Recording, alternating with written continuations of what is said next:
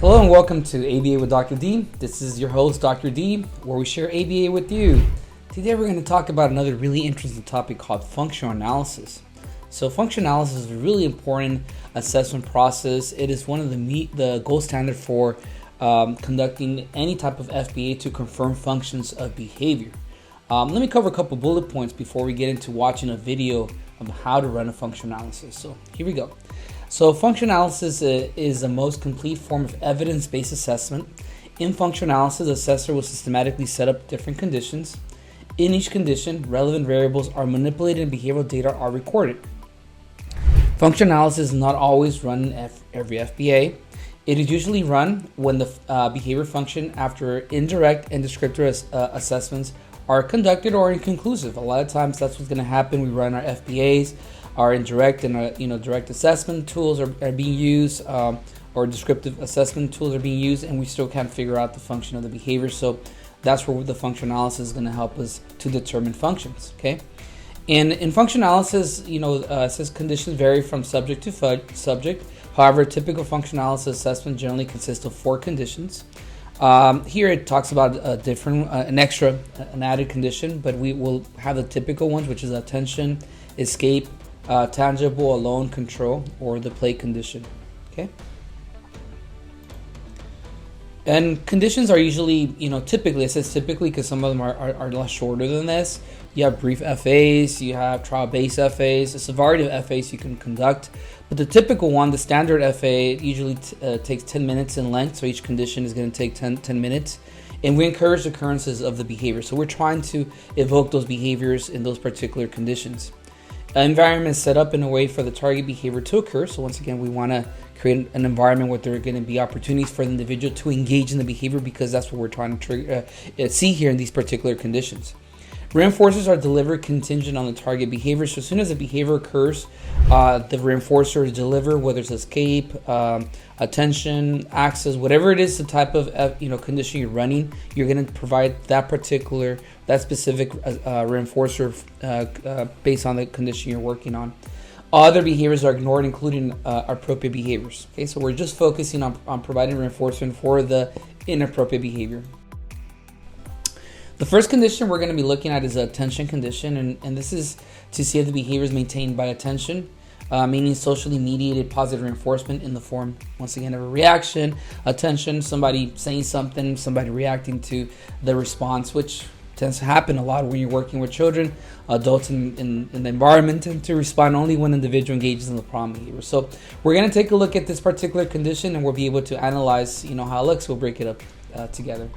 All right, so now we're going to watch this video together. This is a very basic, very straightforward example of a attention condition for functional analysis. Here, I'm in the middle here in this particular situation, I have the individual who's going to engage in the behavior.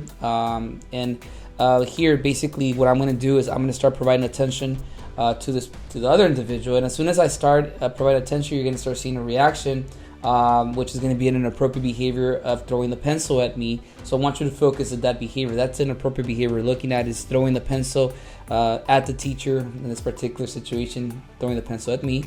And as soon as the individual throws the pencil at me, you're going to see a reaction to that. Okay. And now I did that on purpose, once again, to provide reinforcement, or quote unquote reinforcement, for that particular behavior, because that's what we're trying to assess here, is seeing how often are we going to see behaviors in that particular condition. So I'm going to go ahead and put play real quick.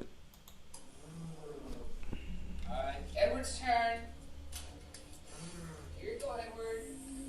Hey, that's not nice. Boom. So you saw that as soon as I turned around and started providing attention to Edward, he immediately threw the pencil. And what did I do is I turned around and I provided that reaction, right? So that's really what it is. What's going to happen here, and you're only going to see one particular example of that, is if we keep doing this over and over again, if you do a standard FA, you're going to get a lot of these particular responses here, a lot of these particular instances where the child reacts or engages in an attention-seeking behavior, and that's where, once again, you as the person running the FA is providing that reaction. Okay, so I'm going to go ahead and keep putting play here. Try again. That's not nice. Okay, come on, Edward. So the video is going to end there.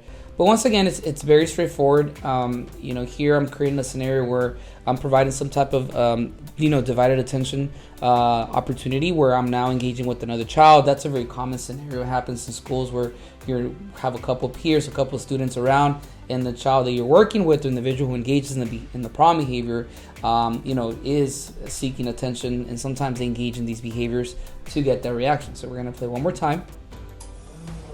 So I'm playing with the child. Edward's turn. I turn around. I say Edward's turn, Here you go, Edward.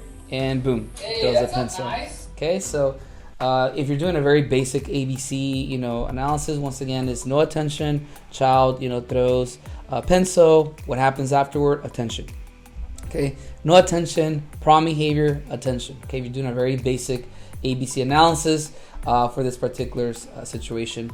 This is video number 85. You want to show it to students. You want to yourself assess and analyze, once again, some more examples of FAs. We have a couple more videos that we're going to be reviewing together. But this is, once again, an example of an attention condition and basically what an FA basically entails. A really important type of method that we have in our field. Gold standard, mentioned a lot of times in literature in regards to basically conducting assessments with the individuals we're working with. A lot of people don't like to do FAs because it takes a lot of time. There's also a sense like, hey, look, I'm reinforcing problem behavior. So there's a lot of different things that rationale. Sometimes environment does not support for us to be evoking behavior. So there's a variety of different things. There's been a lot of research that has addressed some of these limitations and concerns, but nonetheless, it's still not something that's very prevalent in our field. And obviously it does require a bit more training. It does require people to have some oversight when you're running these FAs, but nonetheless, they're really important when you really have a hard time. You just cannot determine the function of the behaviors for the child that you're working with. Okay, so I hope this video helps out. Once again, this is Dr. D from ABA with Dr. D. Take care now.